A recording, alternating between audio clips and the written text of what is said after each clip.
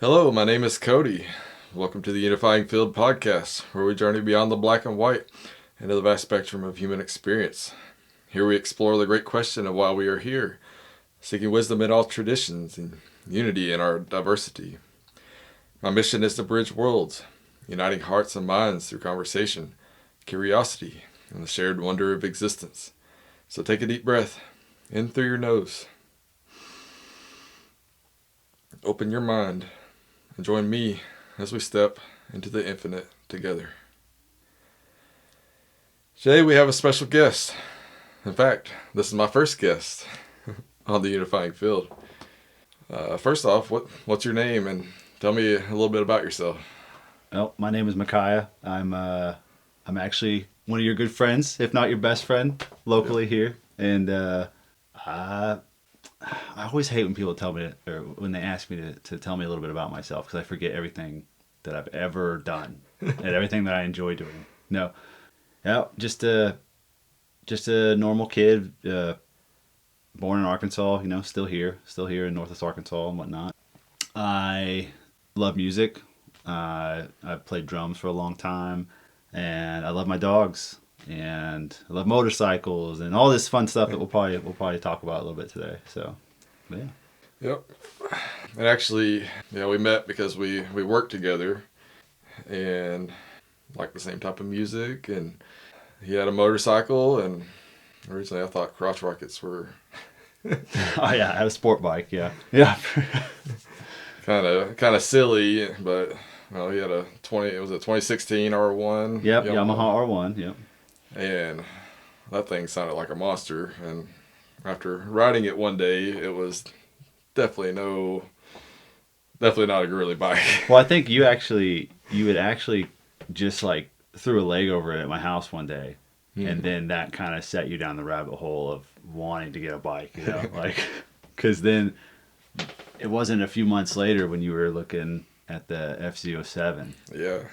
And we took a trip up there to get it at like 5 a.m. to Kansas City. Kansas City, yeah. And I had worked the day before, and I had to work the next day. I worked nights, and stuff. And so it was like 5 a.m. hit, and it was like, damn, get up there to get this bike and test rode that bike, and then we threw it in your truck and drove it back home, and that kind of started it for you. So yeah, we done some crazy things for different bikes, but yeah, my first one being the 2015 Yamaha FZ07, and then after riding the R1 and getting that itch for some speed, eventually upgraded to the K6 Gixxer 750, which I still nope. Start over. Let's go backwards a little bit. no, I actually went to the we both got WRs, WR 250. X's. I got an X, yeah. There were X's, yeah. So they were the Supermotos. Supermotos. And those were fun too, but man, trying to get on the interstate with those things is terrible.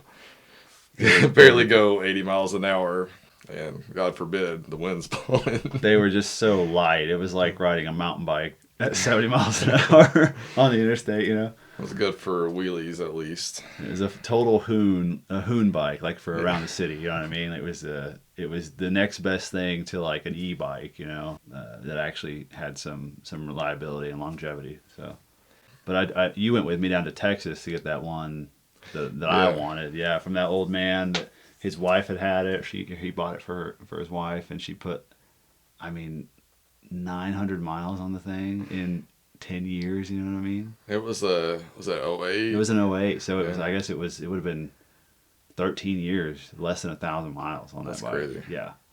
And I went down to Little Rock, I think, to get mine in the middle of the night. That's just sketchy. Yeah. Then we went to something a little quicker. You got your Gixxer 1000. I had sold the R1 and then had picked up the WR and the Vulcan. I got that Vulcan from our other friend Job, and then got I think it was a 2021 GSXR 1000R. Yeah, and that was a sick bike. That bike just like, whereas we talked about it, the R1, you could tell really wanted to kill you. You know, Yeah. really just like wanted to take off and wheelie. It was so easy to wheelie and do all this crazy stuff. But the Gixxer was like no, like I'm your friend. We're chill. Yeah. Very subtle. But then would absolutely kill you and surprise you. You know what I mean? Because you're like, I thought we were friends. You know, and it would just the bike just sounded nasty, and it was just a really interesting machine. So Those are such fun bikes. Yeah, the R1, I'd never ridden anything that fast. I remember it just sucking the eyeballs into the back of my skull if you got on it. Like, holy crap. I think I was more afraid of the Gixxer just because it was... You felt more comfortable on that bike. Yeah. So whereas, like I said, the R1 definitely like put out the axe murderer vibes right in the beginning, but the power and everything was so smooth on the Gixxer that like you could find yourself in trouble real quick and not even realize it, you know. Whereas, like I said, the R1, there was always that looming like it's gonna kill me, you know, kind of thing. So, but yeah, you got the. Was it 05 or was it 06? 06. GSX-R 750, which I still think is like the best bike, the best sport bike of all time. It's got all the power. It can kill you, obviously, you know, like any of them can. Like it can get you in trouble. You can pull wheelies and whatever, but it's not like it's not too much, but it's also not enough. You know what I mean? It's just like it's like the perfect like 16-ounce monster can. You know what I mean? Like anymore, and it's like it starts to get kind of warm after a while, you know, and stuff. And it's like if it's a half can, you're like, it's not quite enough. So it's like the perfect amount, I think. So Yeah, I missed that bike. That was the perfect amount of cocaine, I guess. it's just a key bump, you know? Just a little bit. Yeah, like I said, it's just the perfect amount of like whether it be caffeine or your whatever drug of choice, you know, where you're like, whew, that feels good. Yeah. Any more and I'm in trouble. So One thing I really noticed about getting into motorcycles was that it really reminded me of meditation. Meditation has been a huge thing in my life with helping me through depression and anxiety and stuff, because you can't lose focus, you know, not even for a second on a motorcycle. And which I'll never understand how people can go out there and get drunk and go ride a motorcycle and not kill themselves, you know. Oh yeah, that's we've talked about it before as far as the you're big into meditation and how you have to like lock in, you know, and be very, very focused and understanding of your surroundings and whatnot, or maybe it's the opposite when it comes to meditation. Maybe you kind of let those things go, but I think they're in the same plane. But like if you get onto a bike of any kind and you go for a ride, it's if you're not focused on what you're doing, if you're just like nonchalantly kind of going about the motions, like you can find yourself in trouble really quickly. You know, you can find yourself in a bad situation, or you didn't pay attention at a stoplight and you know someone rear ends you or whatever. You can't get out of the way, you didn't check your mirrors. It's definitely like it's a weird analogy, but I've heard people say it before. Of you know when you throw your leg over a motorcycle, it's like throwing your leg over a war horse. You don't know if you're coming back, right? That kind of thing. Yeah. And that might be a little dramatic, but in a sense, it's like it's also it's a little real because like you have no protection aside from the gear on you and your own wits, right? So I think it's arguable about whether or not it's, you know, safer to be in a car or if it's safer to be on a motorcycle. And yeah, of course, on a car you can drive anywhere and just be staring at your phone the entire time, which obviously you can't do on a motorcycle. But you shouldn't do in a car either. Yeah, you shouldn't do that in a car either. However, on a motorcycle, because you have to be 100% focused, my opinion is that it's safer overall. I mean, yeah, if something happens, then yeah, you're more likely to get hurt. But you have to pay attention. I would say, yeah, usually you're much more alert because of the fact that, well, hopefully you're much more alert because of the fact that you are much more vulnerable, right? Mm-hmm. Yeah.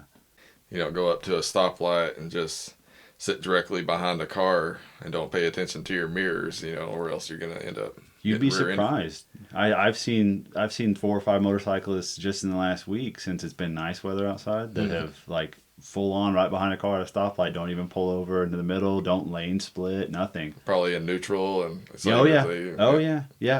You know, with either one hand completely off the handlebars or both feet on the ground, kind of thing. And yeah, no rear brake engaged, So if they did get hit, I mean, they would just slide right off into another car, and it'd be a bad deal.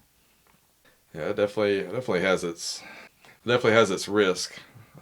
That's why I really like the motorcycle safety foundation course, because they teach you all that stuff, and I'm sure there's a lot of ignorance out there too.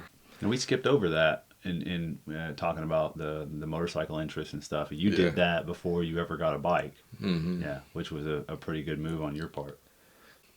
No, I don't. I think I had my bike first, but I had taken it out a couple of times, just kind of getting a feel for it. But I don't know. I don't remember what the order was, but it was definitely worth doing the course.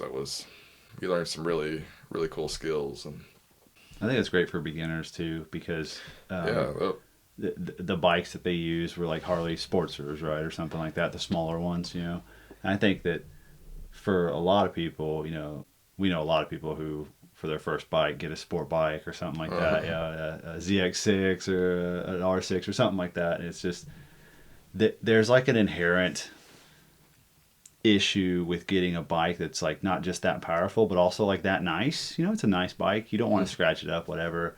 In that you don't really push it to the limits in terms of like even the slow stuff, So you're not taking dramatic turns and learning the body language and body position, whatever. And so like that was a huge thing too. So I remember the first time riding the R1 was the first time I ever rode a super sport. I felt like my hands were touching the ground and my feet were up above my head. Like I was like like a Tron bike, yeah, a Tron bike, way out there. I was like, this is so weird. This bike is so dang fast. Like it makes sense when you start getting on the gas, and it's like, holy. Yeah, they're much more comfortable hanging off of the bike than sitting on it, But I think that getting a bike that you're, especially when you're new, that you're understanding that your probability of dropping that bike is going to be decently high, whether it just in a parking lot even, And so then getting one that's also light enough for you to pick up by yourself and learning the techniques of doing that. But being afraid of your own bike will never make you a good rider, ever. That is where you will do nothing except for learn how to go to A to B. You know what I mean? Mm-hmm. You'll never really progress because you're constantly either afraid of dropping your bike or crashing it, or maybe because it's super expensive bike and you can't afford full coverage insurance on it because the insurance on our bikes was like $250 a month. You know what I mean, for full coverage on those bikes. So you'd be like, oh, I'm just gonna use it for the summer months. And I'm gonna cancel my insurance. And park it in the garage. I'll park it inside in the living room. Yeah, it's an ornament at that point. It's a piece of furniture. Yeah. Well, I guess none of you know, but Mikhia here is the drummer of a band who I think they are doing really good things. They're working on some brand new songs. You want to tell a little bit about your band? Yeah, it's the band is called My Nightmare. It was founded by my buddy Chris, and he contacted me and the guitarist and the bassist and everything. It's kind of like a passion project, We all kind of came together to not just support the music he already had, but also write new music, as a group. And we are based in Rogers, Arkansas, just not too far from Cody's place. And we have a music video coming out. We've got an album release in April. We've got, by the time this podcast comes out, 3 singles, Failed at Life, Chain Reaction, and then Running is the next song coming out. Kind of like rock with a little bit of metal influence. There's like some metal and metalcore influence, especially with like the newer songs that I've been featured on the drums and stuff like that. There's a lot of I try to sneak in some Matt Greiner, August Burns Red style stuff in there if I can, but we're really not like that heavy, that's kind of the difference. But we are, like I said, more rock, a little bit of metal influence, some synth, if you like some synth, some slight EDM influences, on top of the music, and very bass heavy, very drum driven. It's probably not necessarily, I don't know. I don't know how to word it. I would say we're just an alternative rock. You know what I mean? That's probably the safest bet, to explain the genre, honestly. So, but yeah, it's been a fun project, and we're just now like getting our grip going and getting forward momentum. So Y'all are out there I know y'all are on Spotify, but are you anywhere else? yeah, we're on all the major streaming platforms. So Spotify, Apple Music, That's cool. probably Pandora, if anyone still listens to that. No offense. Forgot about that. Yeah, I know, right? No, we got a YouTube. You can find us at My Nightmare Band on YouTube, on TikTok, on Instagram and Facebook. And yeah, we've got some merch getting ready to drop soon. Cool. Just designed some T-shirts, so they're actually being ordered like today. They're supposed to be ordered today. They'll probably get to it tomorrow, but and they'll also be on our website, mynightmareband.com. So yeah, Very cool. Oh, we've been to a whole bunch of concerts together. It's always so much fun with the mosh pits and stuff. The first one we went to together was at August Burns Red and Crystal Lake and I think Spot. what was the full lineup was it was Crystal Lake, Brand of Sacrifice, Yeah.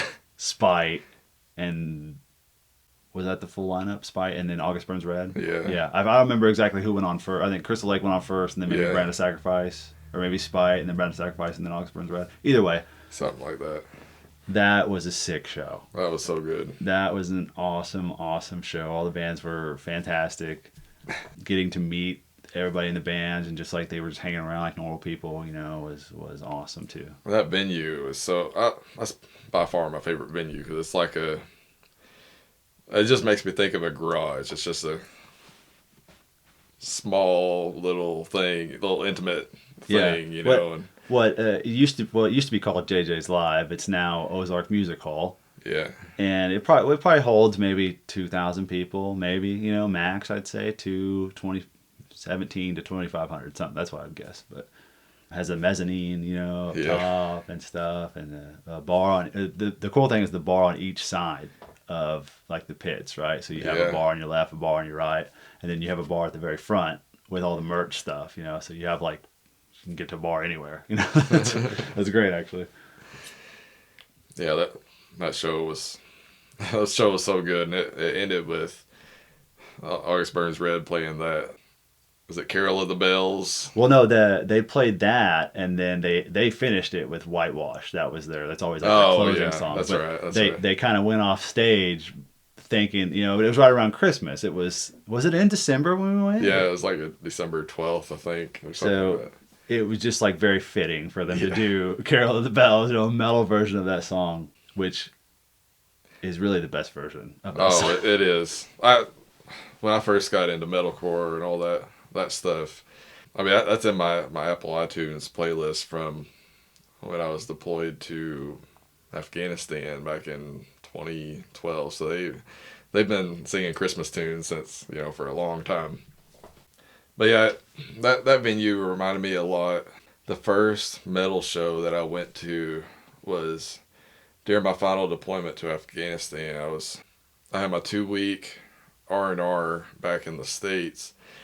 And a friend of mine from high school had posted about a local band show out in Jonesboro. And I don't remember what this place was called, but it was really small. It was maybe 2 or 3 times bigger than this room that we're sitting in right now. And then you're like on the same level as the people playing. And there were some really good bands in there, local bands they were just awesome. You gotta love those intimate shows, where everyone can really just you could be right there with the musicians, which can be a good or bad thing depending on the audience. You know what I mean? Like someone come up and mosh into the drummer and knock the whole drum set over or something, and that could be a bad day. But a band member from one of the bands there had passed away, and it was like a fundraiser type deal, and it was so cool. I'd never been to a metal show that heavy outside of Slipknot. Would have been the hardest one I ever went to a long time ago, and But I had never been in the mosh pit before, and like the whole thing there was a mosh pit, and that was so much fun. I got the breath knocked out of me so many times, like I was hurting. When I got out there, all the karate, whatever No stuff. karate in the pit. The hardcore Yeah. dancers, yeah. Yeah, it's like who did we see most recently? It was Asking Alexandria at Yeah. Ozark Music Hall with What lies below? shoot, what was the other bands that were there? From ashes to new. Oh, From Ashes to New was really good. Yeah, They were a great but band. Oh, even and then the female fronted band. Rebel something. I can't remember, but she was like a country artist that had turned into Yeah, a yeah, metal artist, right? Something like that. But she had done records with Danny Warsnop, or Danny Warsnop had kind of sponsored her or something like that through the metal realm. I'm not really sure exactly how that worked, but it seemed like that they partnered on each other's songs, kind of thing. So Royal Lynn. Royal Lynn, that's the one. Yeah, like I love Asking Alexandria, but like you said, the reason why he's not screaming anymore is because he can't. Yeah, yeah. Danny Warsnop. I don't really blame him. You know, I think that a lot of the band is, you know, everyone kind of sees the band as the original members, you know, and stuff like that, and maybe not everybody, but I think people who got invested early, you know, that's why, like, when big changes happen, you know, in a band, if the lead singer gets replaced, or God forbid a lead singer pass away, like Mitch Lucker or something like that. Yeah, You know, Suicide Silence. that was a huge impact to the band and the fan base and stuff. And you know, for me, like when I think about, you know, think about like when the Rev died, Ben Sevenfold. You know, not only was he one of the most influential drummers in my life, but like just an absolutely talented musician.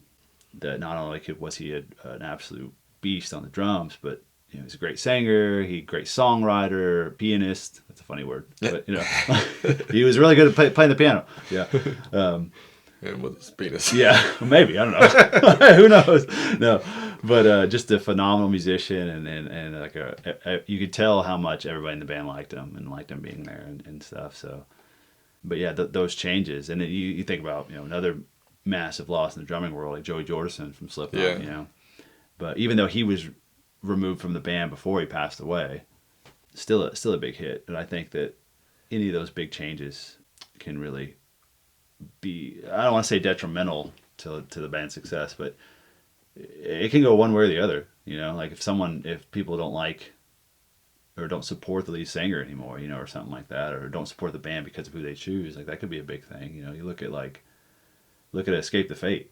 You know, Ronnie Radke, and you know, obviously that whole thing happened with Ronnie going to prison and stuff. But He's one of the biggest. oh, dude, now he's fucking huge, man, phenomenal. And like, I just saw, actually just today on his Instagram, the set list for Warped Tour, or the scheduling for Warped Tour, and so he's headlining. You know, Falling in Reverse. Not only he's got the best musicians in the world in his band. You know, he's got Luke Holland and I forget the name of his bassist that also does his backup vocals, but he's amazing too, absolutely amazing. And so he chooses like the best musicians because he can. You know what I mean? Because he's talented and a great songwriter and everything. And then, but on this list of, like, you know, him playing last, the headlining the main stage, you know, and it's like, it showed his band here. It was like 9:45 or something like that. They were headlining that last show, and then all the way up at like 3 p.m. was Escape the Fate. and you know, here's the thing: like, I like Escape the Fate. I think they're a great band too. But it's like, that's gotta feel so good for Ronnie. You know what I mean? That's just kind of like you know, like, because he really was just, and still is, just so talented and like groundbreaking. Regardless of what you think about him, you know, as far as like him as a person or anything like that, I really don't care, because I don't think he's done anything that's like not redeemable in his life. You know, whereas there's so many musicians that are irredeemable at this point. You know what I mean? But I don't think he's one of them. I think he's just a normal guy who was either caught up in some bad circumstances at some point, or, you know, God forbid, just acted on impulse and kind of did a wrong thing and apologized for it or whatever, you know, but never did anything too bad. But getting back to the Danny Warsnop thing, that, yeah, I mean, I think he can still sing. I think he can still sing okay. I think it's just the screaming, right? Like, is that what it is? Yeah, It's just yeah. like that strain on his vocals. And I don't know. I mean, what option would you give him? You know what I mean? Like, what's the other option? I guess. The other option would be don't play at all. But if you're still passionate about it, I mean, I don't know. And people have argued that he's not that passionate about the old stuff anymore. He wants That's to kind of possible. be more of the mainstream radio rock kind of octane core kind of stuff. Which I kind of get that now because like I just saw Bring Me the Horizon sold out Madison Square Garden or something like that. Like And a lot of their new stuff is nowhere near as heavy as their old stuff. It's way mm, more produced. It's not bad. Like, I'm not saying it's bad or whatever. It's the same with Parkway Drive. Same with old Slipknot. We've talked about it several yeah, times. Not on a podcast, but we've talked about it in person. It's like, I remember when Corey Taylor, when they were talking to him about like when they're going to put out another record like Iowa. And dude, it's like, do you know what it took to make Iowa? Like, it took every ounce of their like existence to make an album that brutal. You know what I mean? To make an album that like absolutely primal and just angry and just like. And then I swear I saw it on an interview, or maybe it was just like my thoughts connecting things together. But I think that he just like he had this outlet with music, and then I think he still loves music. Like Corey Taylor still loves music and stuff. I think that he just got to a point where his anger kind of subsided because he'd become so successful, and then enjoyed life. yeah, they weren't homeless anymore. No, they weren't homeless, Yeah, pissed off teenagers. They're like, oh shit, look at that bank account number. You know what I mean? Like, and I think that they're the type of guys that didn't write music just to write music. I think that they wrote it from their experience and absolutely. their anger and stuff like that. And so, like, I don't think when you ask them to channel that just to do it, like he's like, I can't. I'm not an angry kid anymore.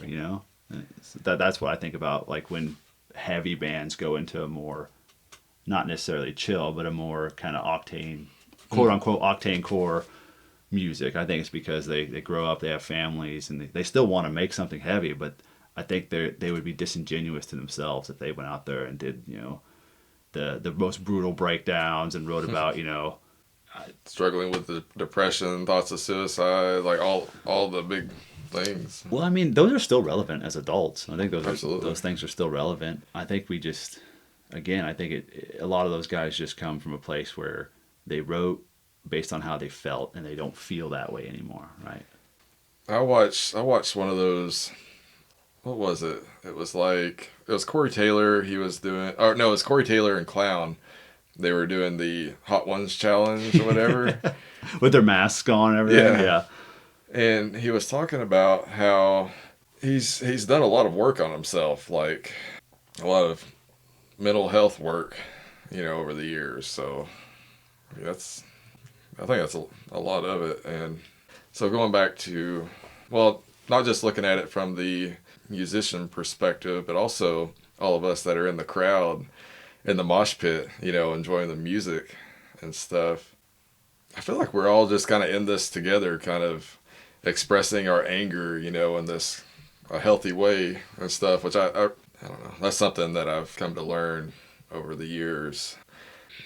Metal in general has this stigma with a lot of, especially religious people, of being satanic and all this kind of stuff. But the reality is, I think a lot of people just repress a lot of stuff, just bury it down and act like they're okay. But, all of us who like metal have an outlet where we can just let it all go and just. I think you could say that about most music in general, Mm, like whether I have a lot of friends that go to EDM stuff all the time. They like the DJs and the lights and being around like-minded people, and maybe some of them like to do some drugs, but like I think whatever genre of music you're into that you go to see live is just like a form of release from the realities of getting up and going to work all the time, or like. You see the memes about it all the time, but like the corporate life emails and stuff, like, no, your email did not find me well, kind of thing. You know what I mean? Or whether you're working in a warehouse or whatever you're doing, it's just like it kind of becomes mundane, even if it's necessary, you know, like you understand you have to get up and do it and whatever. But then like you go to a rock show, if your favorite bands are metal and you go to a metal show and you like to mosh and stuff like that, you're around like-minded people that, you know, also feel the same way as you probably, you know, they're there to sing their favorite songs as loud as they possibly can with fans of the band, and everyone's there to have a great time. And you could say the same thing about even going to see like a country show or you know, like I said, the DJs, the EDM stuff or anything like that. It's just about the like visceral experience of being there and being connected, like you said, like-minded and connected with everybody around you. You're all listening to the same song, and it's happening live, and hopefully nobody's on their phone. Put your phone down. You don't have to record. No one's gonna watch your 12-minute recording on your Instagram of this concert you're seeing. You know what I mean? Like, put the phone down, enjoy the moment, right? So, Yeah, music, man. Music has played such a huge part in my life. You know, I use metal for helping me with anger and stuff like that. Then I also I still love Christian music, even though I don't consider myself a Christian anymore, but I can feel it like down in my soul, and in my own way it helps me connect to God, and music just moves me.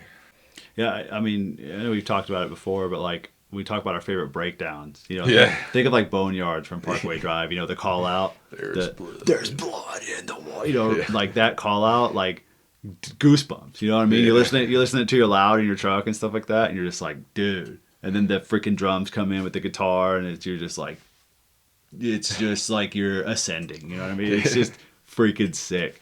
I feel that way about so many breakdowns and so many like badass moments. You know, the build ups to these breakdowns and stuff, and you can tell that it moves you because you get those goosebumps. You know, you're just like, oh, dude, this is sick. You know, like the beginning of Whitewash from August Burns Red. You know, the beginning and the ending. Just then the drums come in and stuff, and then the guitar, and you're just like, you know, it was good. I remember when I first heard that song, I must have been like 15. You know what I mean? Maybe younger. I don't know. But I was just like, this is the coolest thing. You know, like this is so sick.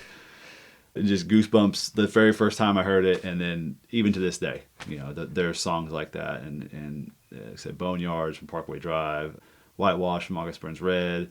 Those ones are in there. There's probably several more that I can't think of right now, but yeah, we could make an entire list. We could do an entire episode on that. So Yeah, like I was playing Modern Warfare 2 back in the day when it was the game that was out. That was 2009. Yeah, that was, by the way, that's the greatest Call of Duty of all time, I think. Oh, yeah. The absolute greatest multiplayer Call of Duty of all time. I love that game so much. The only thing that pissed me off was like Commando. Getting knifed from like halfway across the map, you know what I mean? Because they could just like launch towards you. And then like maybe Last Stand. Last Stand was terrible when you think you killed somebody and they go like, Last Stand, they get to like crawl and like pull out their pistol on you and stuff, and you gotta kill them twice. Terrible.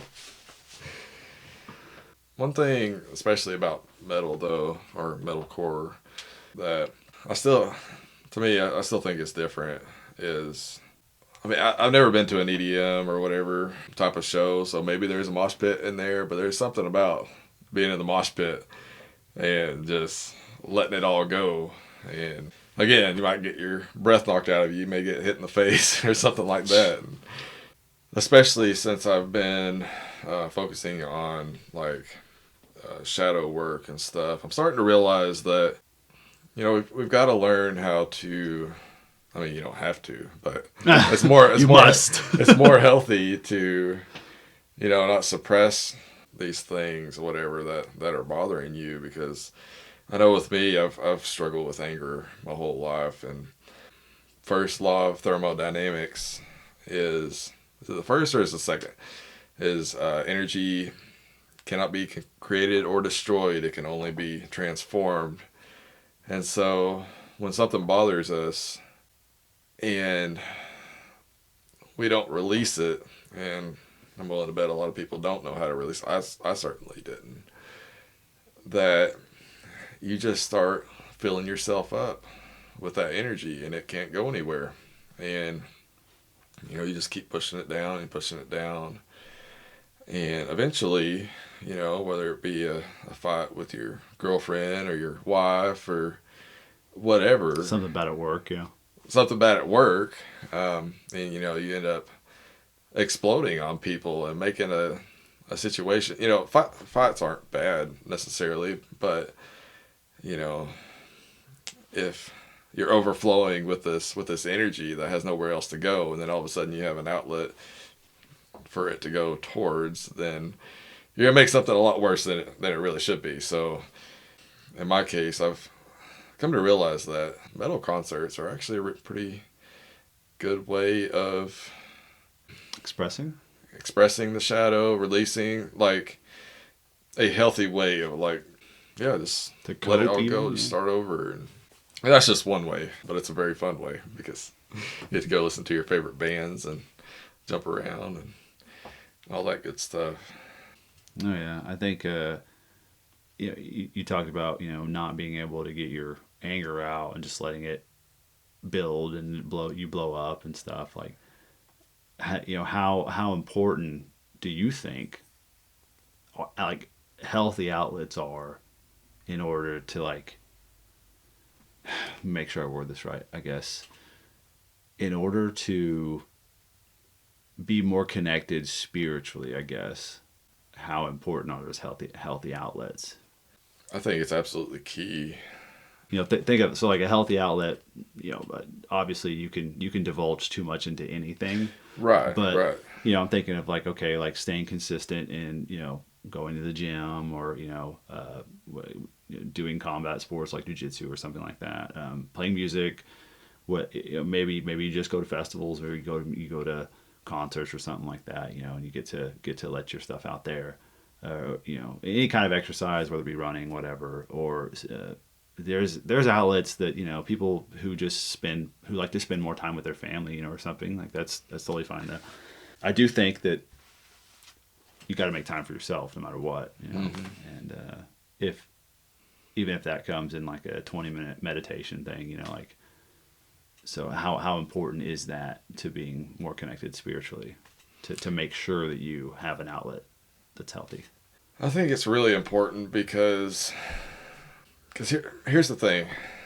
So, like you said, if you indulge in something too much, for example, if you were just expressing your anger as you felt angry, that wouldn't be good because you might, I don't know, go psycho on somebody and do something. Like, we've got to have a little bit of restraint, a little bit of discipline over ourselves. But I think that's also part of having an outlet for it. So, for example, combat sports, you're even just hitting a punching bag or something. You have an outlet that you can express that, so it's not being added to your tank, which eventually will get expressed, as a great big boom, Mm-hmm.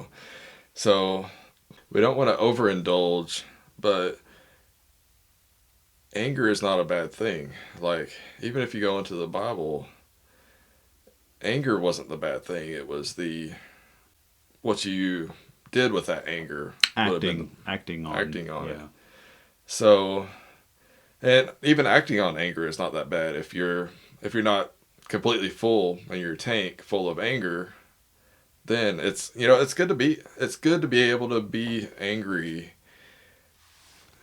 with some discipline, so you can express that anger. So somebody's breaking into your house, and trying to kidnap your wife and kids or whatever, might be a good time to be angry. Okay. And, like, yeah, nobody's happy all the time, and I mean, Right. unless you're like insane. You know what I mean? Like, I think it's an ebb and flow. Life is an ebb and flow of emotion and whatnot. Even it could be a day-to-day thing, right? But And I want to come back to that here in a second. But the main thing, if we start learning to understand our emotions, that I know, especially as guys, like, we're taught to suppress our sadness. Don't cry or anything like that. That's more stuff that just keeps getting bottled up, and one day you can't stop crying and you don't know why. But, yeah, yeah, um, and yeah, that's actually a good segue into talking about, like, maybe you talk about as a kid, you're maybe you get maybe you don't like directly get taught not to cry, but you kind of feel that vibe, and you see it in movies and you see it in shows and stuff like that, and you hear it at school or whatever, as a young man, and it just kind of becomes the norm because like if you did cry, you get hurt and someone calls you a pussy or a sissy or whatever, you know what I mean? So like you just kind of learn to be like, I'm never gonna cry now because that guy called me a mean name, and so like, Well, that's exactly where it starts. Our shadow is like a culmination of all the stuff that happened to us as kids, all the traumas and things, all the programming and stuff, and it really sets us up for failure when we're older, and by learning or with shadow work, which is what I've been playing around with here lately. I'm still learning. I'm not an expert by any means. I'm still exploring it, but with thinking about a way to release that in a healthy way, and then also practice expressing it. Because, for example, with my wife, we still have fights, but the big change, and she's noticed this too. We were just talking about this the other day that some days, for example, working on my truck the other day, and I was short with her, and I didn't mean to be. It was just this happens. We're not perfect, and really quickly I can recover from that, kind of snap out of it, and be like, oh, I'm sorry. We're a lot quicker to apologize. When I know I'm in the wrong, instead of just staying fixated on that, and want to just create a big fight out of this and just keep throwing more gas on this fire, just eventually we're not talking to each other and all this stuff. That doesn't happen anymore. So yeah, I still get angry, I don't stop myself from getting angry, but I'm learning to better understand. I think that's the key thing, to understand these emotions instead of let them control you. again, talking about the expression, or how you act on the anger and stuff, or even just realizing that like, hey, I'm upset because of what happened with my truck, or because I have to fix this, or because of this or whatever. And then you talked about your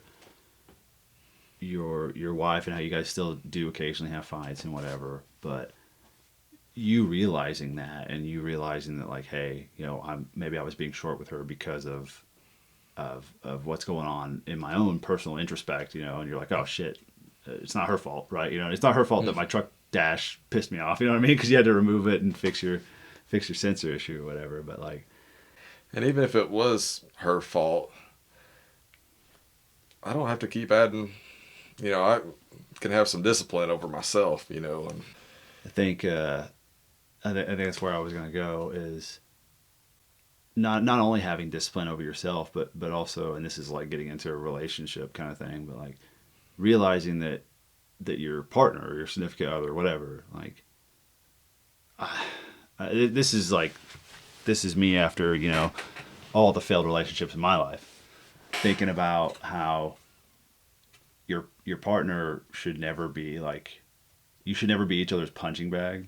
You know what I mean? yeah, And I've always thought of it, especially more recently now that I've grown up, and I'm thinking about more serious things and stuff. Like, yeah, you should never be each other's punching bag. Your partner should be like a warm blanket out of the dryer. You know what I mean? Like, when you're wrapped like a warm blanket around you, you're like, this is amazing. Like you should feel safe. You should feel good. You should feel that you can express things to them, and that they can express things to you. And I think that's that's one of my favorite analogies, of finding a partner or being with somebody and trying to make things work. I think that's super important. absolutely. What I was gonna talk about earlier about the kids, I was gonna say, as young boys, we were told not to cry. Like I said, maybe not just directly, but it just kind of came across. But like, how do you have two young girls, so like, how, I guess, how is that? How do you use your own spirituality, I guess, and your own experience in this world to raise children? I'm interviewing you now, by the way. We flipped this whole thing. No, I'm just kidding. Well, first of all, it's extremely easy. Parenting's got to be the easiest thing. Yeah. 2 girls. One of them's scary, by the way. Yeah. Well, the baby, she's 1 year old. She's really sweet. And I think the place where she makes it difficult sometimes is just don't get a ton of sleep. And she's a Velcro baby, which I absolutely love. And I know that won't last forever, and I'm enjoying that while I can. But then the 3-year-old, I love her like crazy. She is awesome. That is the absolute truth. However, she is a handful. I often wonder if it was I a bad kid growing up, and is this my payback, or or was it the mom? I'm just kidding. She has her days, She's a toddler. She's learning. I remember talking. Your mom said you weren't a bad kid, so it has to be. It must have been her. Yeah. Yeah, it's got to be. No, that makes sense. She's not a bad kid. It's just she's really tough. She's a wild child, right? She's pushing. She really wants to figure out her boundaries. What can she get away with and all that stuff. And that may be true with any kid. And she's gonna be a CEO one day. Yeah. And it's definitely a learning curve for me. And one of the big things I'm having to learn is patience. And I've learned that I don't have a lot of that. I'm working on it. But one thing that has definitely helped me, though, is having a regular spiritual practice. I literally do not go a day without meditating, and that has been a lifesaver. And I've really been doing that for almost a year now. I was having some marriage problems there for a while, and the whole reason why I got into meditation in the first place was because I didn't have any other options in life. I was at the point of giving up, and I think that's when God used my uncle to introduce me to meditation, and that's been huge for me. It was just something that enabled me to quiet the mind and regain a little bit of that control we were talking about. Maybe not so much in the sense of like the shadow stuff, like the anger type stuff, but it was enough to allow me to breathe. And the shadow stuff is more recent, or in that regard. So, is that answering the question at all? No, yeah, I mean, yeah, it was kind of not necessarily like there's no right answer or no wrong answer. You know what I mean? Yeah, that's the main thing. No matter what, even when I don't want to, no matter what, I have my spiritual practice, and yeah, it helps with patience, but it also helps me pay more attention to the little moments, because the difficult moments may happen a lot, but they're all just moments. Most of the time it's just, and this is what meditation brings you to, is simply just the moment. And most of the time in life, even when something bad happens, a lot of times if something bad happens, that was in one moment. And the rest of the moments, they're just being moments. We can apply good or bad to them, or they'll just be somewhere in the middle. They're neither good or bad. One thing about meditation that I learned pretty quickly, I didn't understand for a long time, and again, not until recently, within the past year, I think, that everything that I learned in meditation, while it was great, and I could get to a beautiful state, feel like I'm in the presence of God, perfect peace, just beautiful, And I was working night shift at the time, and every night I would meditate before I go to work. I'd just be perfectly at peace. And then every night, in the middle of the night, I always struggled mentally with working night shift, and I would just have a mental breakdown every single night, and man, that sucked. I was like, I don't understand. Like, I can get to this beautiful state, but I can't maintain it. And then in the middle of the night, it's like, I've never done any type of spiritual work in my entire life. Like, I don't understand. And I think for a long time, I think that it was a lot of trying to focus just on the light side of life and not acknowledging the darker side, you know. But today I definitely acknowledge that also in the light is the darkness. And we can't, like I was talking about, the stuff that affects us when we're younger, the conditioning, the trauma, and all that stuff that ends up creating our shadow. That stuff that stays with us. And meditation, can help you kind of reprogram your mind and make those things affect us less, and help us regain some control. But there's still parts of ourselves that we don't like. There's Jungian psychology. There is the shadow, which is all these things that we don't like about ourselves that we push down and we don't show the world. But the persona is this mask that we put on, and that's so you're talking, or I'm talking to your mask right now that you're showing me, and vice versa, and we only see the mask of the people that we interact with in the world, and I think a lot of people don't acknowledge that, and myself included for the longest time. And I'm like, you just want Ram Dass, for example. I love Ram Dass. I talk about him in my podcast all the time. There was, I want to say, I'm pretty sure he said this, but it was like, when we meditate, we meditate to be high. We go to church or whatever. Any of this type of beautiful spiritual work where we go up in consciousness, be in the presence of God, and all His glory and all this stuff. It's awesome, but if we haven't done the work that we need to grow completely, we can only stay for just a little bit, and then we're gonna get knocked back down to hell, or by the way, I don't believe hell is a real place. I know everybody has their opinion on that but I think hell is here on earth. I think you can go to hell, but I don't think that otherwise. But anyways, we're getting sidetracked. But yeah, so I think that kind of explained my struggles, when I'd have that mental breakdown every night. And I'm like, what am I doing wrong? Like, I'm working on myself. I should be getting better. But every night, the same thing.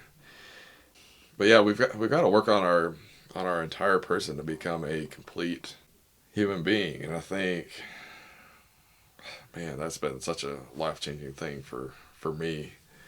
Not denying that there's parts of myself that I'm not a big fan of, No, nobody wants to admit that they're a problem, or that they have an issue. I certainly don't. I don't know anybody who does. Anybody who's like, oh yes, I'm legitimately who's like a sane person. Who would actually do something about fixing it. Nobody likes to admit that they're either the problem or a problem to people around them, or that we are responsible for our own kind of suffering. You know what I mean? That like, hey, I'm in this situation that I hate because of me and my choices. You know what I mean? That sucks. Absolutely. Yeah. That brings me into another point, responsibility. And of course, we talked about, stuff that's out of our control, because not everything is in our control. Stuff happens to us. A lot of bad things happen to little kids, unfortunately, and that really screws us up.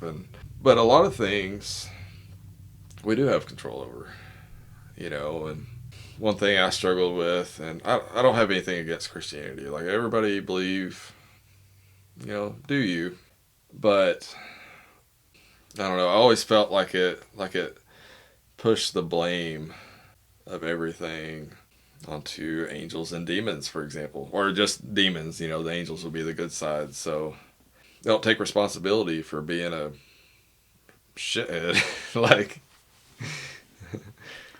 Yeah, I mean that's like how many people have we seen, or whether it be on social media or even maybe your real life, who you knew that were would go to church every Sunday and then leave church to go to a restaurant and treat the waiter like shit. You know what I mean? yeah. Like, or something along those lines that was just totally hypocritical. Like people can blame the bad things in their life or the bad things that they do on entities, demons or whatever. So, or they might do the opposite and not change their life because they say, oh, it's in God's hands. You know what I mean? And it's like God gave you hands. Yeah, absolutely. You know what I mean? To try to change your own life while you're here doing this. You know what I mean? So like, you can still talk to Him, you can still pray to Him, whatever, but at some point you're going to have to take action, because I think His action was like, right? He brought you here. You know what I mean? Whatever you believe. So like, if that's your belief, then yeah, He brought you here. He started the fire. You got to keep it going, kind of thing. There's a Christian song by Matthew West, and it goes something like, "We're all God's hands and feet." Like, sure, you can. I mean, absolutely pray. Work with the divine in whatever format you see fit, but do something. Like, because otherwise, I mean, okay, maybe you get lucky if you don't do anything, but more likely you're not gonna. Nothing's gonna happen. So pray and do something. Yeah, they both go hand in hand, I think. Like this is a silly analogy, but if you learn to play the guitar, you want to learn to play the guitar, and you're like, I'm not going to watch any instructional videos, I'm not going to read any literature on how to play, I'm just going to hold it in my hands and pray. Yeah. Like, please God, just make me like Jimi Hendrix one day. You know what I mean? And like, I don't know, never heard of that working. Maybe we didn't try hard enough, but like, I mean, it might have worked for like Bach or some of them. They were like 12 years old, and maybe, yeah, but they also played for 8 hours a day their entire lives. You know what I mean? So like, inherently there's natural talent. Like you can someone can pick something up. In jiu-jitsu, I train with guys who like can show up and they're just naturally athletic, naturally like tactical. They just have this ability to like, you show them once like this move and they just like done. You know what I mean? They can do it, and you're like, this sucks. You know what I mean? I just taught this guy this, and this is terrible. But what is the old saying of hard work beats talent when talent refuses to work hard? Yeah. Because like, how often do you see people who are really talented at something and they're like, they don't work as hard as a guy who is not as inherently good because he's pissed and he uses that anger to drive his practice. You know what I mean? Uh-huh. You see that all the time. I saw that in high school with guys in the football team or something like that who were just naturally athletic, naturally whatever. And then you had the guys who had to work a little harder or something like that. And there was always a little bit of anger with them because they were like, why am I not as good as this guy? I work twice as hard, And yeah, more heart. Well, yeah, essentially, yeah, more heart. And I think that will get you further in life than just being naturally talented at things, That's a pretty rare thing, those, like just like I was talking about Bach or any of them, like they were probably practicing in a previous life anyways, and they just hop right in and ready to go. Oh yeah. A modern version of like a Bach or whatever would be like Eloy Casagrande, the drummer Luke Holland, Luke Holland, Chris Turner, any of those drummers that I would consider to be, our generation's like top 10. You know what I mean? Like the you always have like the Rolling Stones generation of like top drummers. You know what I mean? It's always the same guys, which they're all amazing. It's like Danny Carey, Mike Portnoy. Mm-hmm. John Bonham, Keith Moon, Neil Peart, you know what I mean? All those guys that are just like the ones that without them, all these modern guys wouldn't exist, right? So like, I was having this conversation with my guitarist. My guitarist is older than me. He's old as shit, man. He's like, no, it's not really. He's like maybe like maybe 50, maybe a little younger than 50, but he's a cool guy. But we're just from different generations, right? Yeah. So when we talk about like guitarists and stuff, and the guys he brings up, and he doesn't like Avenged Sevenfold. You know what I mean? He like thinks that Sinister Gates is overrated, and I'm like, I love Sinister Gates. I love Avenged Sevenfold, but I embellish it a little bit when he's like, Sinister Gates is overrated, and I'm like, he's the best in the world. You know what I mean? Like just to spite him a little bit, and it really rustles his jimmies. He gets really upset about it. But yeah, we'll talk about the guys that he grew up watching who were amazing. So like Dave Mustaine or something like that, you know. And I love Dave Mustaine. I love Megadeth, and I think Dave Mustaine's awesome. But I'm like, dude, do you remember the scene in, I think it was Too Fast, Too Furious, when Paul Walker pulls up and he's like, things have changed, and he's got that Skyline with like the computer in it and stuff, you know, and he's revving, and it's got the digital gauges and stuff. And I think about that when I think of music, because like the guys back in the day laid the foundation, right? But things have changed because like all the internet has expedited everything to the 10th power in terms of like creativity and influence, you know. So you can take, like, back in the day you had to subscribe to magazines, and you had to buy DVDs, and you had to go to concerts and watch these people, and you know, even before like any kind of video was out, like that's all you could do was just hear records and whatever and pick up what they're doing.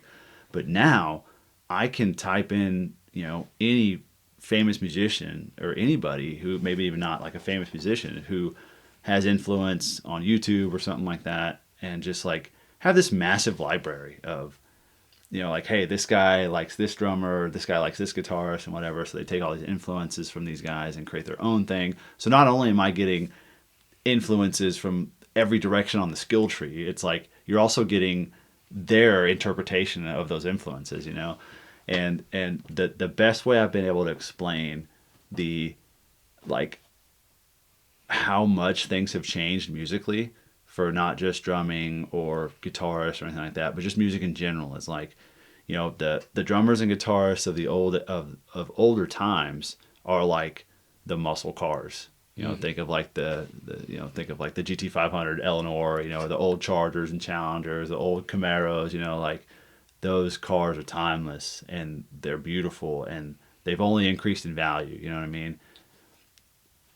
But the new cars are better and faster and more reliable and higher tech, you know what I mean? And again, the caveat is the new cars that we have that are better would not exist if it weren't for the originals. Yeah, absolutely. Like the 69 or the 65 Mustang or whatever, you know, the old Corvettes, any of those.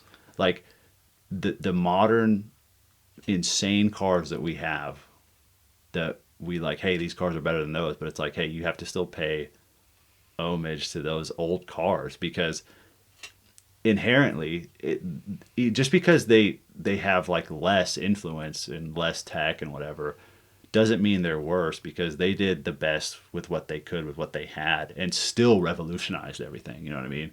And still, you know, today it's subjective whether or not you think they're beautiful, more beautiful or more influential or whatever, you know. So that's like my hot take on music. You know, going back to the guitarist thing, it's just like, you know, one guitarist that I bring up to my guitarist all the time is Jason Richardson. You know, I think he was in All That Remains up until recently. I think he just left the band, but phenomenal, like virtuoso style guitar playing. You know what I mean? But like the only guy who was his level back in the day or his like style was like Yngwie Malmsteen. You remember Yngwie? He was like this crazy virtuoso doing the most wild thing on the guitar and stuff, and like everyone knew him for being an insane guitarist, but like he never had the fame of like, you know, Kirk Hammett, who I'm sure he could play circles around Kirk Hammett in terms of like a solo or whatever, but like, you know, it like sometimes just being like the most technical, you know, doesn't mean the best, right? Or does it? And there again, the best is subjective, because like what's the best? Is it who sells the most? Is it who brings the biggest crowd? You know what I mean? Like if you bring it back to the car world, like if you say, hey, what's the best car in the world? It's like, you're talking about what sells the most. It's the Toyota Corolla. You know what I mean? Like, is that the best car in the world? You're like, well, it's probably not the worst, but like, is it the one that like you put posters on your wall of? You know what I mean? Like, probably not. It's so heavily subjective, and we're not throwing shade at anybody, even as a musician. Like, there's influences everywhere, and I've never seen a musician that I've looked up to that thinks that they're the best at anything. You know what I mean? It's always the guys who draw influence from other people and who are very humble that I think stick with me the most. You know, it's Alor Casagrande, the drummer for Slipknot now, ex drummer for Sepultura. He was one of those kids that was like, not only was he probably a natural talent, but he also was the hardest worker in the room, which is very rare. So you combine those two, and you get Aloy. You get the guy who is phenomenal on every level, because not only did he have the talent, but he put in all the work, and he studied, and maybe he had a teacher and stuff like that too. But he just never quit, and now he's in arguably the biggest metal band in the world. You know what I mean? So I don't even know how that conversation started. But we just I went off on a tangent on that one. But yeah, you got questions or anything? What kind of beliefs do you hold spiritually these days? I think that's a good question. I don't think too much about my spirituality, and I think that we've talked about this before too. You are very connected to spirituality, and you're very open-minded and stuff. And I'm not like closed-minded about it at all. I think I'm just, what is the best way to describe it? I could say lacking, but I feel like that lacking would mean that you realize it, like you realize that you're lacking this like often. But I mean, the closest I probably get to being spiritually connected on a regular basis is talking to myself, like talking to my inner monologue. You know what I mean? Yeah. And when he talks back, and it's kind of like an argument or a discussion with both sides. If it's something that's consistent, I guess. But it's that's probably the most spiritual that I get in terms of on a day-to-day basis. It's kind of hard to explain, honestly. Is it like a back and forth dialogue between you and God? It could be, but I think it's just my internal monologue. It's just like me arguing with my own brain or talking to my own thoughts. Hey, shut up. Yeah, exactly. No, exactly. But sometimes it helps. Sometimes it helps me out to I know the answer to the question I'm asking. Yeah. But it's almost like when you ask, like if you give a prompt like Chat GPT to like not agree with you, to like, hey, argue with me on this, and then you ask it the question, and like I'm still searching for validation on the issue that I'm talking to myself about, but myself is like, nah, dude, don't, like, you're dumb, like, don't think that way, and I can't change the prompt at this point because it's too late. But no, I was actually talking just the other day with a friend about prayer, and she's kind of atheist. I think she might have said that she was atheist or very agnostic, one of the two. But I think I'm more agnostic. I think I'm more of like, I know that something's out there. I know that there's probably a bigger picture. I'm very realistic and very grounded on certain things, and very stubborn. Still try to stay open-minded, but I can't help that I am my mother's child. She's very stubborn. So, all of us kids in the family are very stubborn. But when I pray, which is not often enough, honestly, but if I have a very like deep spiritual issue to where I'm like, hey, I need to talk to something. When I do pray, and I focus on it, and I go like deep into my own mind or into my own soul, whatever you want to call it, like I can feel a spiritual weight be lifted from me. So that makes me realize that something is probably there, and that when I do that, that's probably when I feel the most like spiritually connected, because again, I don't do it very often. So I don't know if it's akin to like, drinking too much caffeine or something, or doing drugs. You can like get immune to it, or something like that. So like the fact that I don't do it very often, and I feel it so strongly when I do it, and when I really focus on it, I don't know. I guess tell me in your experience, like does it get less enthralling? Is that the right word? Like do you feel it less as you practice it more? I think of it like this. So the first time you do anything, okay, the first time you had nicotine, the first time you got, what's a good example of this? Dip. Uh, I mean, all reality, yeah, after dipping for almost 30 years, I was always chasing that feeling from the very first time that I did it. But it's that way with a lot of things in life. What's another? I know I had some ideas on this recently. I can't think of them right now. I told you to write them down. I'm sure with drinking a Monster, I had one or two of those on my day.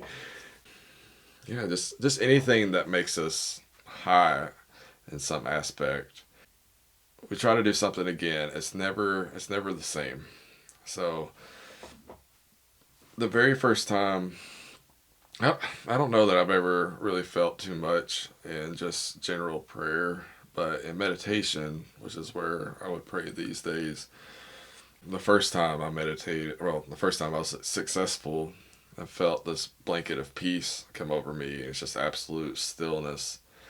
There's no thoughts, nothing, it's just absolute inner peace and bliss. I don't know. For a long time, I chased after that, and maybe I still do to some point, or to some respect, But and I think that's something that we can't really, or it doesn't help us to chase after, the feeling of, so in your case with prayer, of feeling that there's something there, because, or that absolute knowing that something's there, because I think in the beginning, the reason why we're given those experiences that may be really strong, is because we need that. We need that validation to ourselves to like, hey, okay, something's happening while I'm doing this. So I know in the future that something's going to happen while I do this, And so I don't think, even though we are human and we do chase those highs, or that experience of some presence, when we pray, I don't think it's important to actually feel that. I think in the beginning it's important, just it's validation to us on enough of a level that it'll encourage us to do it again, and trust that there's something listening on the other side, something bigger than us that's listening.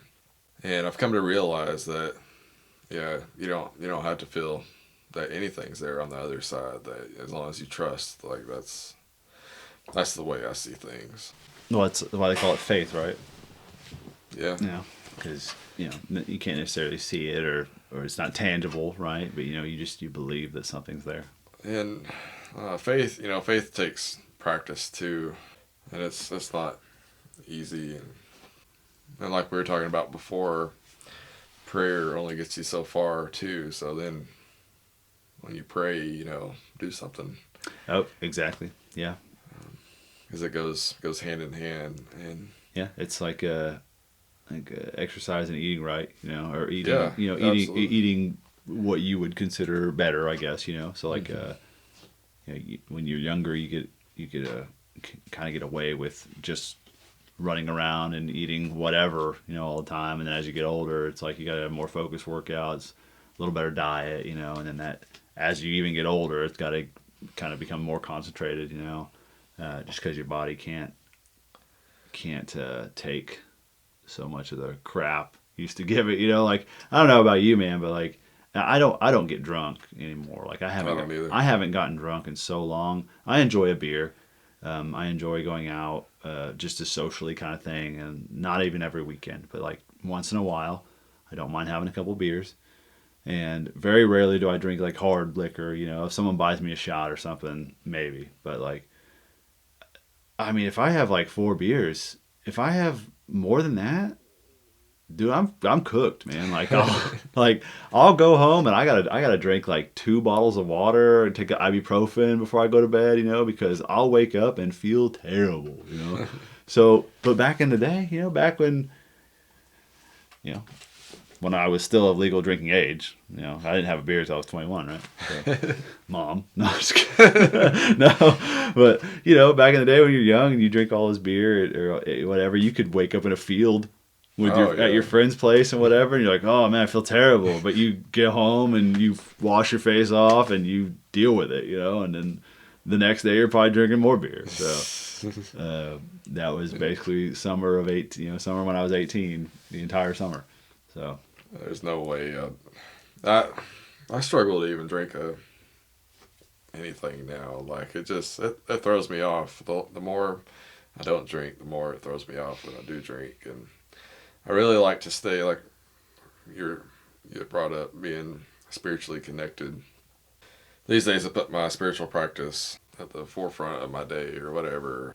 Obviously, my daughters are number one, wife as well. But like when I'm done taking care of them for the day, they're asleep. You know, I'll still go do my spiritual practice when they're asleep. You know, I really feel like it pulls me down, even if I have one beer, and it pulls me down to an uncomfortable level. And it reminds me a little bit of, 'cause I used to drink a ton after I left the Air Force, because I was really struggling with depression and anxiety and stuff, and I was practically an alcoholic back then. And if I ever go anywhere near that, I mean, even just drinking a beer just makes me think of I'm too close to that it's uncomfortable.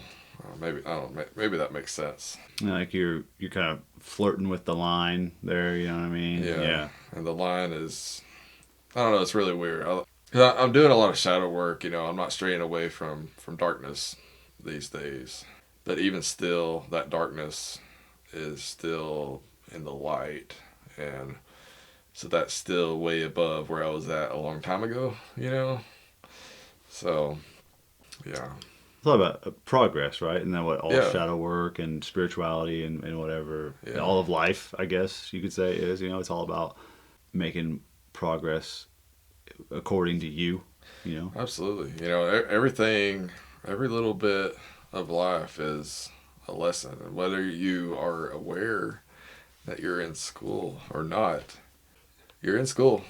And I don't know if I told you recently, I think it was in one of my previous episodes. I think it was my last one. It was on the flow of life. I was talking about how some days on the way to work, between here and work, there would be every tractor would be on the road.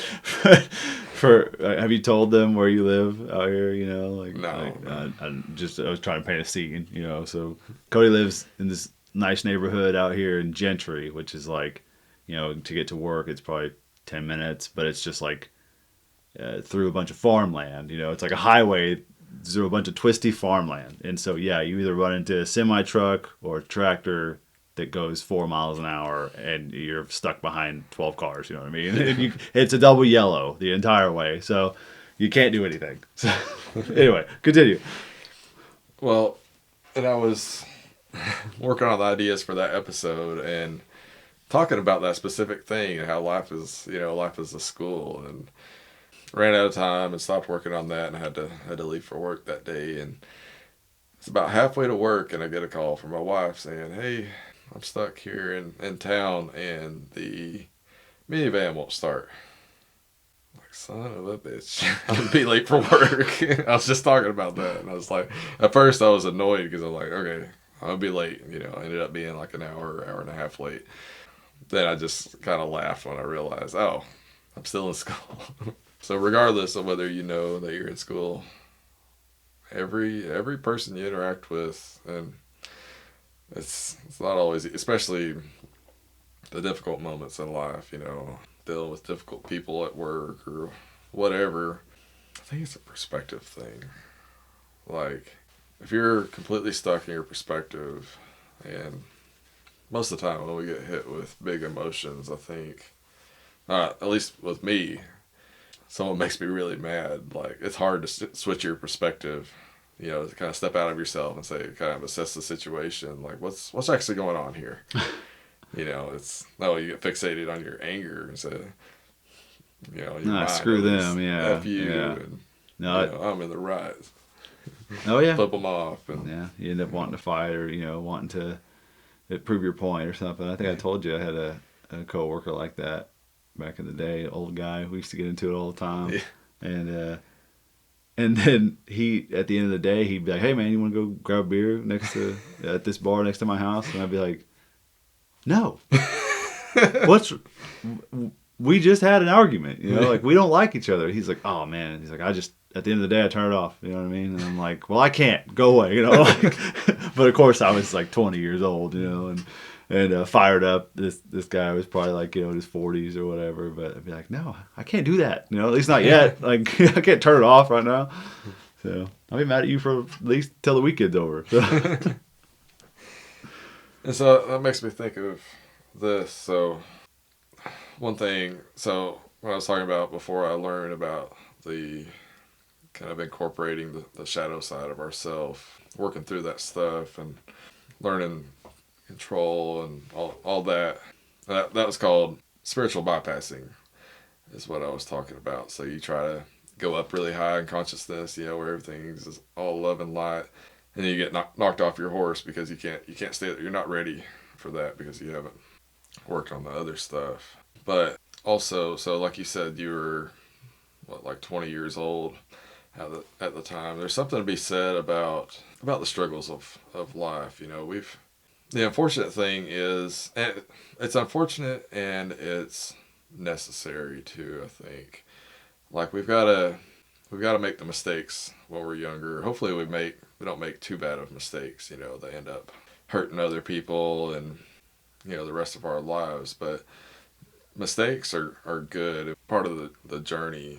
And I mean, there's some people out there who, from a very early age, have achieved, enlightenment or whatever that means, But most of us, we're going to go through a lot of heartache as we learn, and a lot of it is just being patient with, or learning to become patient with time. And I know that seems impossible a lot of times, and like if I look back at myself, or if I could go back and talk to myself, like I would say, don't be so hard on yourself, because part of this human experience, like, well, I don't believe that we are these human beings in the end. Like we're spirit embodying these avatars, essentially, that we need time to learn these lessons. I think that's the whole part of why we're here. And so anybody who's younger that may happen to listen to this show, like, life is hard. It's hard for everybody. And we're going to make mistakes. Like, we're going to do the wrong thing. We're not always going to do the right thing. And we do the best we can. That's all we can do. And just don't be so hard on yourself. Because eventually, God willing, you become older, and we start to make sense of some of these things. We start to, like, in one way or another, we're going to grow, and some people will grow more than others. And yeah, there's something to be said about time being part of our growth, not just actively practicing. I mean, yeah, practicing, working on yourself regularly is huge. I definitely recommend that, and you would too, with working on your goals and going after your goals. I know you do jiu-jitsu, you do all sorts of stuff. Like, it's really, really impressive. Well, I don't have kids, so Oh yeah, there's a and that just makes it a little easier to be able to do things. Granted, I am always doing stuff with my dogs. There's always doing stuff with my dogs. That's different. I don't associate owning a dog with like comparing it to having kids. Obviously there's a lot more to deal with a kid. I think that how many times have we talked about like if it's important to you, you make time for it. You know what I mean? yeah, Like absolutely. you never don't make time for your kids. You never don't make time for your wife. You're talking to you specifically. This stuff is important to you. You're recording this stuff. You took the effort to go into the podcasting and stuff because it's important to you. Mm-hmm. And so like you will make time, or you make time for it if it's important to you, and if it's not important to you, then you just don't make time for it. You know what I mean? How many people do you know that say they don't have time for something, but they could come home and watch, like they could binge watch Netflix? You know what I mean? Yeah. It's like, well, granted, there's nothing wrong with binge watching a show. That's not what I'm getting at, but like you do have time for it. It's just it's not a priority, right? And that's okay, I guess. You know what I mean? Like it's your life, right? You can do. You're free to do whatever you want as long as you're not hurting people or hurting animals or destroying the planet, right? Like I guess that's fine. But at some point, there might be a realization of like, hey man, I wish I would have started this like 5 years ago, 10 years ago, 20 years ago. Absolutely. What's the famous quote? When's the best time to plant a tree? Or it's 20 years ago was the best time to plant a tree. It's like what's the second best time? I guess right now. You know what I mean? Because like you can't do it 20 years ago. So like I'm just gonna plant it now, and that follows into another quote, which is kind of unrelated to the stuff we've been talking about, but like it is a good quote. But like it's something along the lines of the world is made better by men who plant trees that they know they won't get to enjoy the shade of. Like they won't get to enjoy the shade of the tree they're planting, so they're doing it for the next generation, right? Yeah, And absolutely.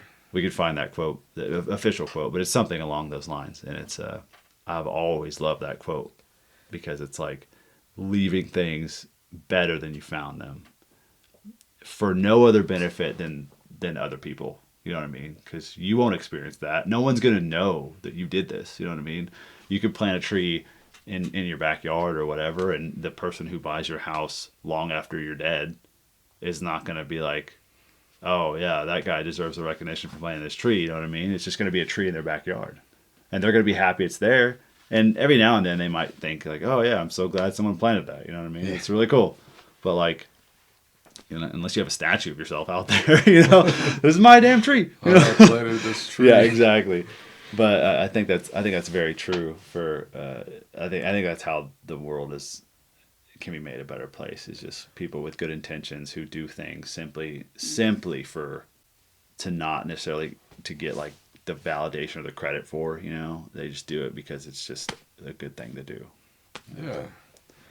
Yeah. It's that Gandhi quote that everybody knows: "Be the change you wish to see in the world." And if we start, I know that's a long shot, but if we all start being the change. But yeah, I think that's kind of what I want to do with this podcast too. I want to, like meditation, for example, helps you to become more aware.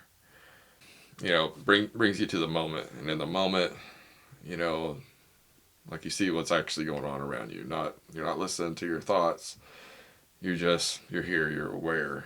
And in addition to like bringing people together, and what unites us all, but also helping us become aware of of the things that make us human, the downfalls that we have, like learning to be accountable for the way we live and the way we interact with people. And like you said, you're planting seeds. It's the same idea of you reap what you sow. So quit being a dick. So that's a great quote from Cody. Yeah, right there. yeah. That needs to be on like the corporate posters. You know what I mean? Like live, laugh, enjoy life, or whatever. It's like, yeah, just don't be a dick. Yeah. It's really as simple as that. And in one of my upcoming podcasts, well, maybe my next one, I talk about the downfalls of religion. And well, ultimately, I think humanity might be better off without religion, based on all the research that I did into that. The main thing is to don't push accountability off onto other people or to spirits or whatever. And now, like we were talking about that, so pushing the bad stuff, a demon, whatever, Satan made me. It made me slaughter my family or something like that. Yeah. Like, don't get me wrong. I don't have all the answers figured out of how the universe operates. And I do believe that demons and angels and all that stuff are possible. But even if they are an active presence in our world, they're not the ones who are committing something. They can influence, they can urge you to do something. But guess who has to be the one to make the decision to do something? It's you. And nobody else is going to get in trouble for it. So nobody else is going to, or the reason somebody gets hurt is because somebody else did something. Not, it's not going to be the demon on trial. I think I saw a Netflix deal. It's like the devil was on trial or something like that. But, Yeah. Accountability, right? Yeah. Yeah. And that kind of, that flows into what you were just talking about, and then also previously what I was talking about as far as like making time to do things, being accountable for your own actions and your own emotions, how you regulate them. You know what I mean? I think that's probably a precursor, or at least a big part of spirituality. Absolutely. I think it's a big part of spirituality, but not necessarily religion. I think those are two different things. I think a lot of times religion pushes responsibility off onto higher powers, higher or lower powers. But spirituality, I think, helps you become accountable for your shit, which is a good thing. And that's something I think that, one of the many things that I think that unites us is that we're not perfect, and we can't expect others to be perfect too. So if somebody pisses you off, that's just them expressing their imperfectness or whatever. Yeah, no, I think that's pretty valid. What else you got? And also, one more thing I was going to say on that too is also, I think so this is something I think that's hard for people. I know it was hard for myself, and I still probably struggle with it a little bit, is learning to love myself. I know, especially 10 or 15 years ago, like, I hated myself, and I think part of learning to love yourself is not just repeating, I love myself, and, something like some kind of mantra like that until you believe it, but also considering yourself worth improving. It's like you're talking about planting seeds or whatever. So, and I know in my daily spiritual work, what has helped me tremendously is eating healthier. For one, I drink a breakfast smoothie every day of 2 bananas, a handful of strawberries, blueberries, all that stuff, and man, I feel so good after doing that. And all the junk food, I still eat it. Don't get me wrong, but yeah, I need to make more time to work out. I haven't been consistent on that, but I have been eating a little bit healthier. My skin's a little bit better than it was, but I think it's like, it's progress. Yeah. Again, you're making progress. You know what I mean? You're actively taking steps to better yourself, and to do it on your own terms. Like you're not necessarily reading self-help or anything like that. You're like, hey, I want to feel better. I know these steps to do it, and you're doing it. And so many people, they know they need to make a change, and they might even make a plan to change, but it's the consistency that is the hardest part, right? Like, when you think about, whether it be eating healthy or going to the gym or anything like that, or doing anything that has to create a habit, you're supposed to do it for 20 days before it becomes like a habit, right? And like, they might, first day, no big deal. Oh, that wasn't that tough. And then second day, oh, I'll do it tomorrow. You know what I mean? And then you've already screwed up your habit. You know what I mean? You've already screwed up your consistency. And so like, you almost got to kind of make it like think of it as like brushing your teeth.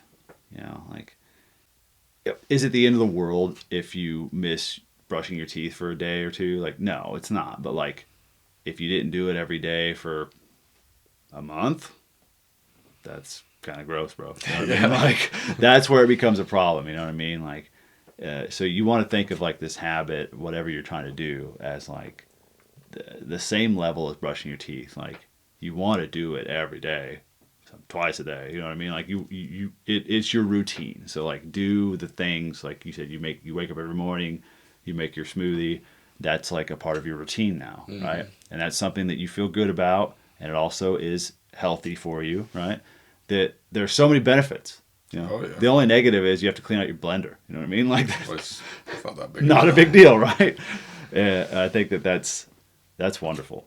That's how you change your life, is doing something good for yourself that becomes a habit. And making that a habit is, yeah. You've made time for yourself and to better yourself. I think that's great. At one point in my life, I might say that type of stuff has nothing to do with spirituality, but today I absolutely think it does, because those seeds that you're planting, that you're in, anytime you try to do anything, like if you make it too big of a thing, like I know when I become interested in something, me, I become obsessed with it. Full on. It was the same when I worked out, and I can, when I got into running, for example, I ran a 5K. Cool. Let's run a 10K. Ran a 10K. Cool. Did a 25K trail run. That was pretty tough, but I did it. Cool. I did that. I can do a 50K. Jeez. You know what happened? I almost quit during that race because I didn't know anything about hydration and nutrition and stuff like that when you're out running a trail for 6+ hours. But I was hallucinating, seeing people out in the woods and stuff. I was in horrible shape. If it was like a loop type thing. It's like the Bartlett Park trails, 50K and 50 mile or whatever in Bartlett, Tennessee. And it was like a loop. I don't remember how many miles the loops were, but if it wasn't for that staff there, when I made it around, just trying to survive, I made it to the start finish line. And I was like, I'm ready to give up. And they're like, don't give up just yet. Just sit down, and let's get some fluids in you, all this stuff. And if it wasn't for them, I wouldn't have finished. But I did somehow, I lost several toenails. It was, yeah. Jeez. That's insane. I kept going with running like that. I would do too much, and guess what it led to? It led to runner's knee. My knee swelled up to twice its size one day on a run down a mountain, and it made it to where it was really tough to run long distances without my knee starting to hurt again. And so talking about making a habit out of something, don't make your goal, or keep your goals big. Having a big goal is awesome, but we got to take baby steps there. We got to build something first. We need a foundation before we can, I think having your day-to-day, especially with starting something new, realistic. Again, we go back to the musical aspect that we've been talking about and stuff, and like, you got your first day on guitar, you're not going to learn Eruption, you know what I mean, from Eddie Van Halen, you know what I mean? You're not going to learn that, like, day one, like, open up your Hannah Montana guitar or whatever, you know, your whatever guitar, and you're just gonna be like, okay, now I'm ready to freaking arpeggio and finger tap this shit, you know, or you get your first drum set, and you're like, okay, I'm ready to play Bleed by Meshuggah, you know what I mean? Like I'm so stoked. It's not how it works, you know. It's a long road to do anything worthwhile. Takes time, right? And that's just the fact, you know. It's the bodybuilders of the world or whatever didn't start out benching 500 pounds. You know, even at their strongest, like, back in the day before they actually got serious with it, I really doubt any of them were hitting that level. You know what I mean? So that's something that takes training, not just natural strength and worked up to strength, you know, and trained strength or whatever, but serious dedication in the form of, what's that called, where you, like, if you lift weights and you do something overload, what's that word I'm looking for, you know what I'm talking about, I forget the word, but like, where progressive overload, so you know, where like you start out, you do, say if your max bench is, you know, 185, and you do 185 to the point where 180, like, you know, to sets of 5, so 3 sets of 5, that's all you can do, and then maybe a couple weeks later you got a set of 6 going, you know, so you do 3 sets of 6, and then you kind of bump up that number to the point where you're doing 3 sets of 15, and then it's time to add weight to the 185, you know what I mean? So then you bump it up to 200, and then that 200 feels kind of heavy, so you go back down to 5 sets, you know, whatever, and you just kind of do that to you. That's how you work yourself up to, you know, 350 bench or something like that, 400 bench. So, but yeah, you can't just go in there and load 6 plates on it, and, you know, you're not gonna move it, or you're gonna have a hernia. Squished. Yeah, you're squished, or yeah, yeah. It's just, that's a good analogy for life. Even just taking on too much at once, you know, Yeah. no matter what. I think whether it be with your job or anything, just taking on too much in general, whether like, think about your whole life. So if you've got your wife and kids, your job, your extracurriculars, your spiritual stuff, I mean, like, if you don't make time for all that, you either, something's going to fall by the wayside, right? Or you're just going to crumble under pressure, I guess. I don't know, like, yeah. Yeah, it's not about the short game, it's about the long game, ultimately, because life is long. I know it doesn't seem like it, you know, when you're a kid and you got to have everything now, but yeah, definitely getting older, it's like, yeah, it's definitely about the long game.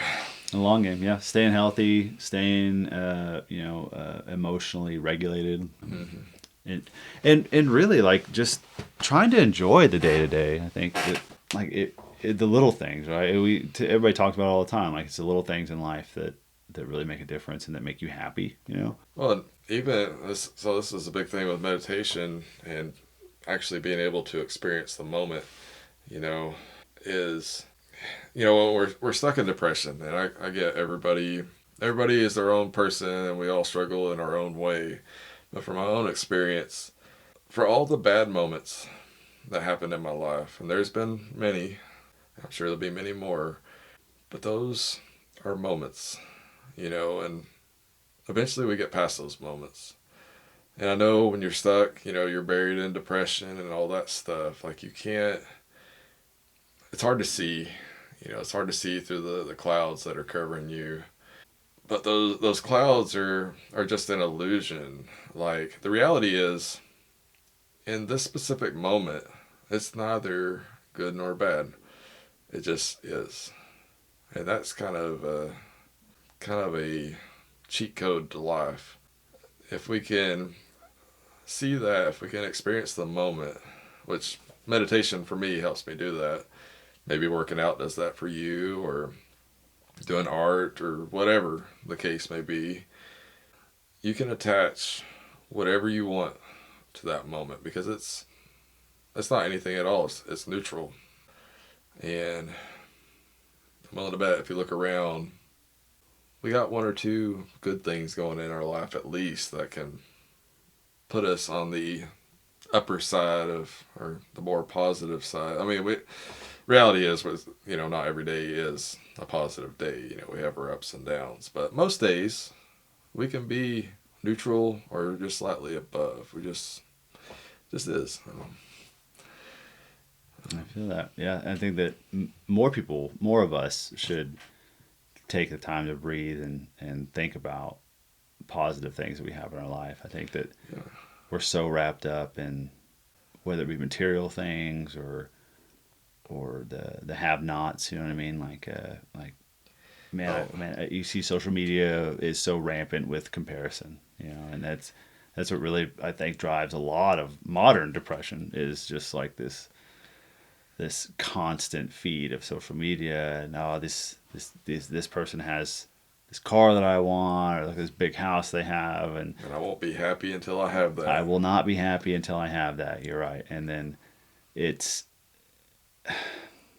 such a facade because I mean I can't tell you how many times I've seen like people get called out for not even owning that car that they have a video on, you know what I mean? Or not even owning the house that they're like, this is my mansion and stuff like that. And it's like, you look it up and it's an Airbnb that you can rent, and stuff like that. It's like, you're not the owner of this house.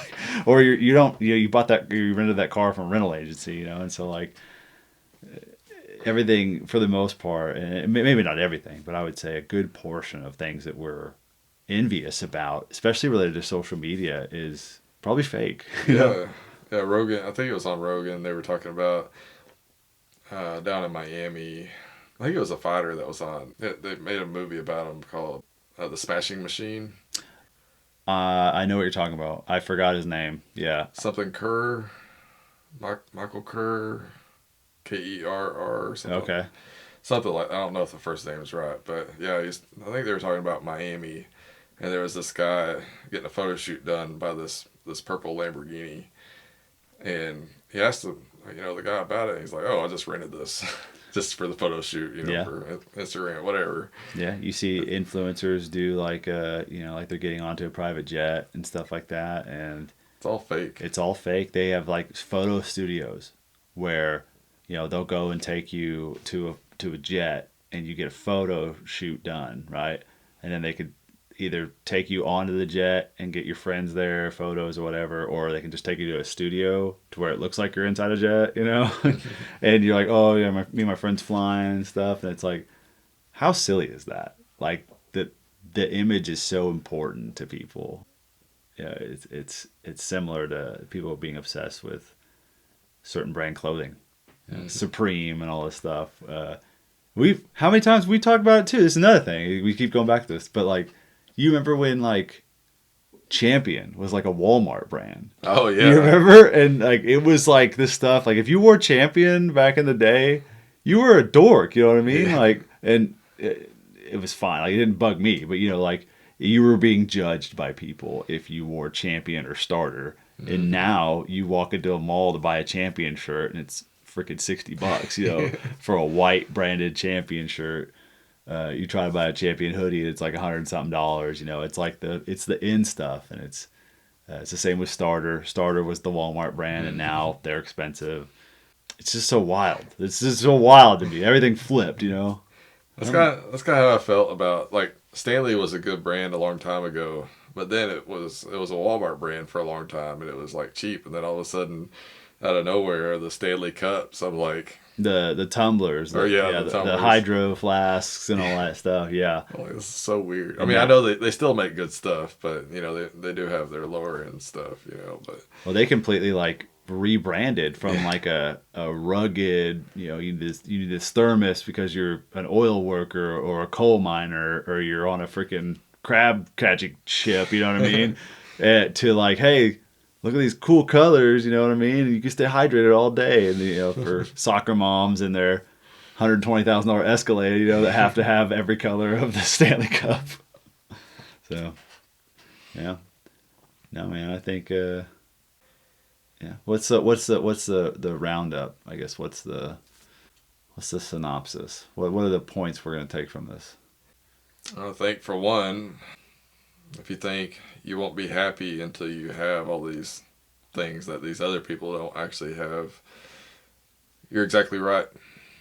You know, we really do create our realities, and that's why it's important to put your phone down sometimes and get off of social media. At least take a break and actually, they say, I've been hearing this a lot lately, touch grass. Go touch grass. Yep. A lot of truth to that. Just see what's around you, see what's actually important, and also take steps to work on yourself. Because guess what? Progress. You are worth it.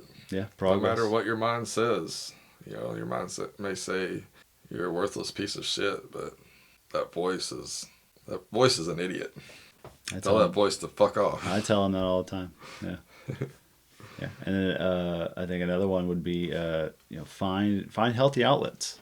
Absolutely. Find healthy outlets to help you connect to the world, I guess, spiritually, or your own spiritual journey, And I mean, like, a healthy outlet could be so many things, but just find something that makes you feel good, that is good for you. I think that's what a healthy outlet is, whether it be art or, working out or even just spending more time with your friends or family. That can be one too. Jiu-jitsu, that's murder yoga. Yeah. Yeah. I mean, as a way of working through anger, I used to do Krav Maga. Kickboxing. For a while. Yeah. Kickboxing, yeah. And, oh my gosh, many times seeing stars. Like, I had to sit down. I couldn't see anything. Like, yeah. Well, yeah. So difficult. And I mean, like, it's really difficult to be, going back to the motorcycle conversation that we had at the very beginning. It's very difficult to be angry when you have to focus because you might die. You know what I mean? Like, absolutely. Like it's very difficult to let that anger consume you. And it's the same. It's same with going to a combat sport like jiu-jitsu or something, because like you can be angry, but you're not going to last in a gym being angry and pissed off all the time. You know what I mean?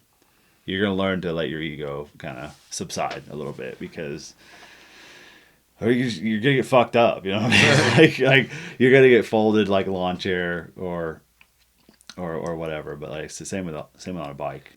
Yeah, you can't. If you hold on to that stuff, you're not going to be able to focus. And so whoever you're sparring against, or whatever you call that, yeah, they're going to own you. They're going to get the upper hand. Yeah. You're going to be stiff. You're going to not be reactive, or not proactive. Maybe you are just reactive at that point, but it's I think being progressive, being open-minded, finding healthy outlets. Anything else from this particular podcast that we've kind of working on yourself, not being so hard on yourself, recognizing that we're all struggling for one, and we're all trying to learn. We're all on our own journey, and just keep on keeping on. Not to quote Joe Dirt, but like just keep moving. Just keep doing something. I think is like. I made this joke the other day, but someone asked me like what along the lines of like what drives me, or like what's my motivation, and I was just like, dude, I exist purely out of spite. Like, I exist purely because people have told me that I shouldn't. You know what I mean? Like, and I was like, that's it's really not the worst drive. Like there's probably worse ways to like trudge through life, right? You know what I mean? Like, but. That's literally channeling, channeling energy into something that helps you grow, help you become better. Yeah, I'm not necessarily angry. I'm just saying, like, yeah, I like there are things that I think about that maybe made me angry at a time, but still drive me. Mm-hmm. And maybe enough time has passed that I'm not just furious about it, but I'm just like, yeah, whatever. Like that's my motivation, like I still use it. Still use it as motivation. I've seen people use worse things to motivate themselves, so I don't feel too bad about it. What do you think, man? You want to wrap it up? I think so. Do you want to tell the viewers, tell the listeners where they can find you? I know you've got, not only are you in the band My Nightmare, who's doing great things, they got some great songs, But you also have a laser business.